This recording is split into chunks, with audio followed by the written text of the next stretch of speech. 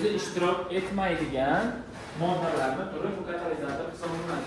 Xo'p, savol tug'iladi o'rtoqlar. Kataliz o'zi nima? Kataliz bu katalizator ishtirokida bo'ladigan reaksiyalar. Ya'ni reaksiya tezligini katalizator ta'sirida o'zgartirish bu kataliz degani.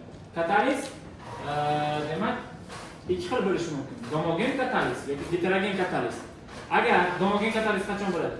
Reaksiyaga kirishayotgan moddalarning agregat holati bilan katalizatorning agregat holati bir xil bo'lsa, bu gomogen kataliz deyiladi. Masalan, e'tibor bering, CO2 va kislorod reaksiyasida NO2 katalizator.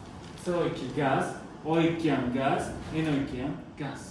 Shuning uchun bu gomogen kataliz. Ya'ni katalizator ham shularni maqtaydi. Xo'p, keyingi narsa heterogen kataliz. Xo'p, heterogen katalizda reaksiyaga kirishuvchi moddalar va katalizatorning agregat holati har xil bo'lishi kerak. CO2 gaz, kislorod gaz, platina qanaqa? Qattiq. Demak, agregat holati farqli. O'zi savol tug'iladi. Katalizator nimani hisobiga reaksiyani tezlashtiradi? Nima hisobiga tezlashtiradi? Nima hisobiga tezlashtiradi? Yo'q, bu hech qanaqa konsentratsiyaga ta'sir ko'rsatmaydi. Katalizator reaksiyaning aktivlanish energiyasiga ta'sir ko'rsatadi. Savol. Aktivlanish energiyasi yuqori bo'lgan reaksiya tez boradimi yoki aktivlanish energiyasi past bo'lgan reaksiya tez boradimi? Yuqori bo'lgan. Aktivlanish energiyasi past bo'lgan energiya doim tez boradi, esingizdan chiqarmang.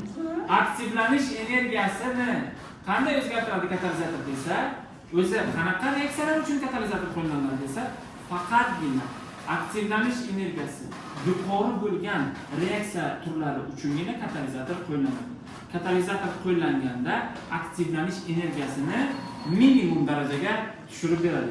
Aktivlanish energiyasi tushgan hisobga reaksiya oson sodir bo'ladi. Esingizdan chiqarmang. Aktivlanish energiyasi Arrhenius tenglamasi yordamida topiladi, lekin bu tenglama bizga Xudoga shukrki kerak emas, juda ham katta tenglama va bizga u deyarli bizni imtihonimizda tushmaydigan, foydalanilmaydigan, shuning uchun bizga shart emas. Tushunyapsizmi? Lekin esingizdan chiqarmang, katalizatorning asosiy funksiyasi bu aktivlanish energiyasini tushirib berish.